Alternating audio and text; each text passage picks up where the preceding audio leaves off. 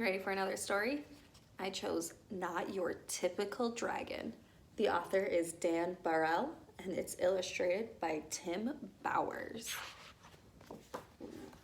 I wonder how this dragon is different from other dragons. Crispin Blaze was born into a proud family of fire-breathing dragons. Every blaze breathes fire, explained his father. I breathe fire, your mother breathes fire. Tomorrow, when you turn 7, you will breathe fire too. Oh, so when a dragon turns 7 in this story, they get to breathe fire. The littlest dragon imagined all the forests he would burn down.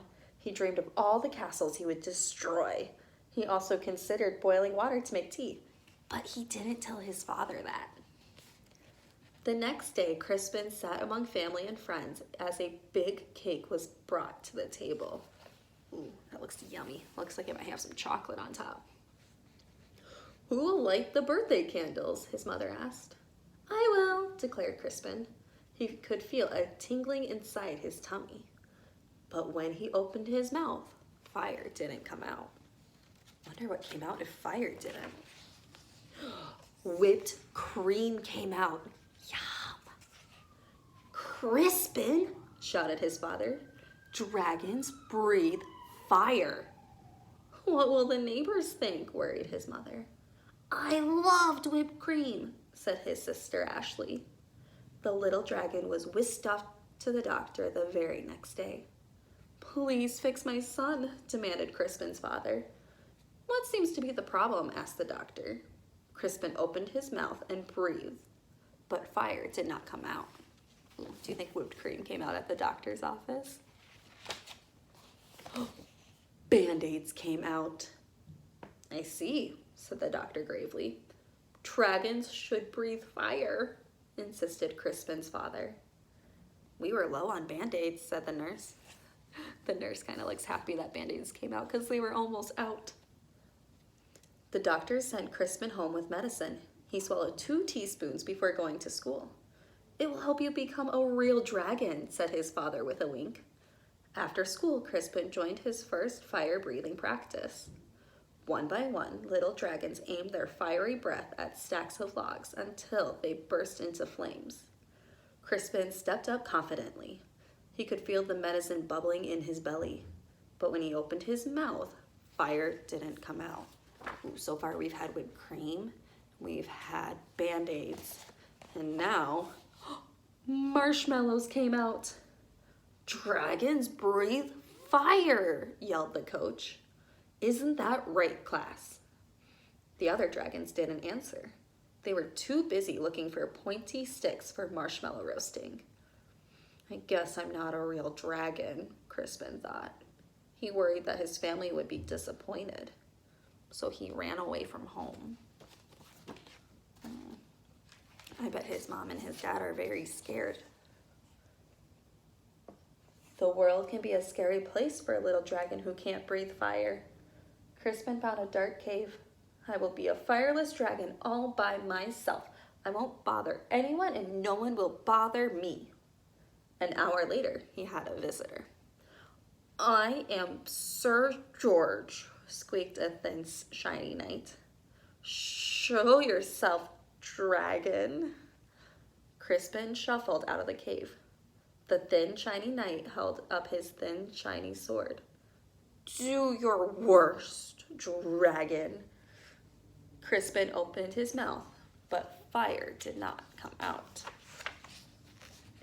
Soap bubbles came out. Don't you breathe fire, dragon? Crispin shook his head. I can't. Sir George moaned.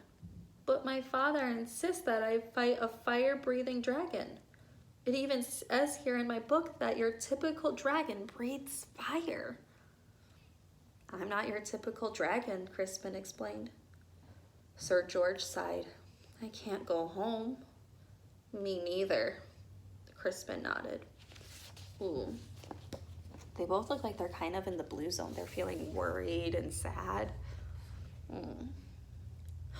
But then Crispin had an idea.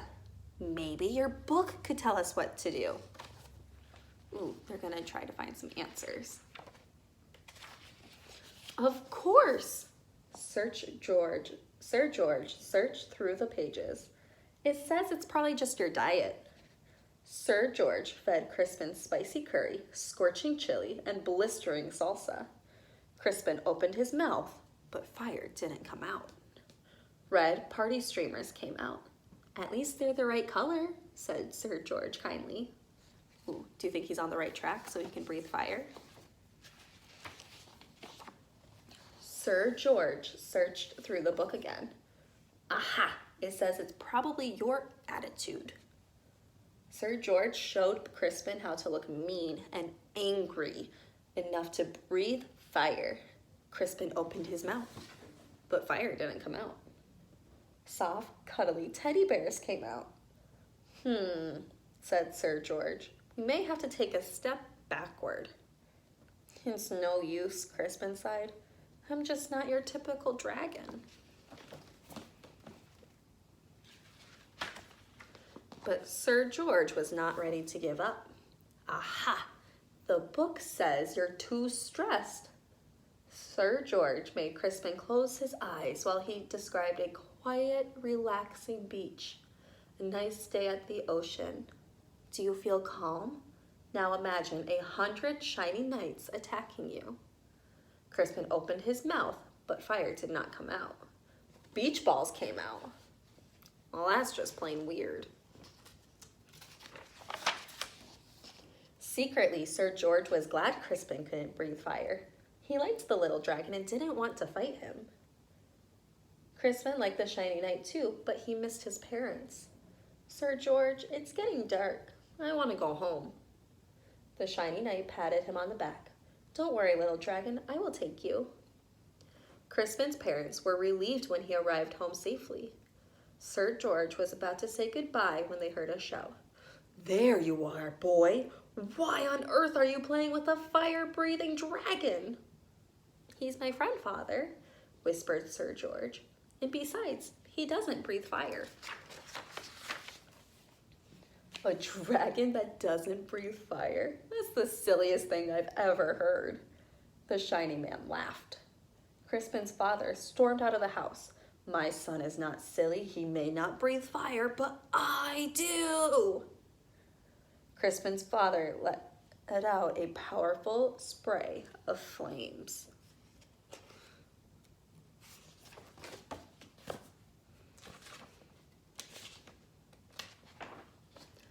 Do your worst, dragon, declared the shiny man.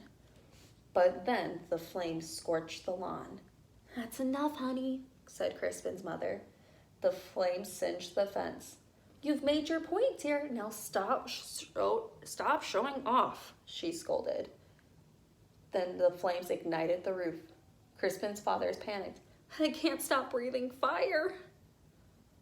You'll burn our house down, cried his mother. You'll burn down the whole neighborhood. Dragons came running from all directions. They knew how to start fires, but no one knew how to stop them. Crispin suddenly felt a tingling in his tummy. He felt a bubbling in his belly. He opened his mouth, and fire did not come out. I wonder what's going to come out this time. A gush of water shot out. Crispin aimed the water at his father's flames. He saved his home, and he even saved the shiny man who wasn't looking so shiny anymore. Hooray for Crispin! Everyone shouted.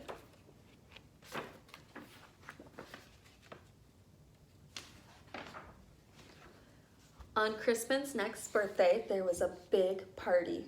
Family and friends came from all over the land. Sir George and his family came too. Lots of dragons were dancing. Crispin stood with his mouth wide open. Fire still did not come out. Music came out instead. Your son, said an old uncle to Crispin's father. He's not your typical dragon, is he? No, replied Crispin's father proudly. My son is something special. And then he jumped up and danced to Crispin's music too. The end.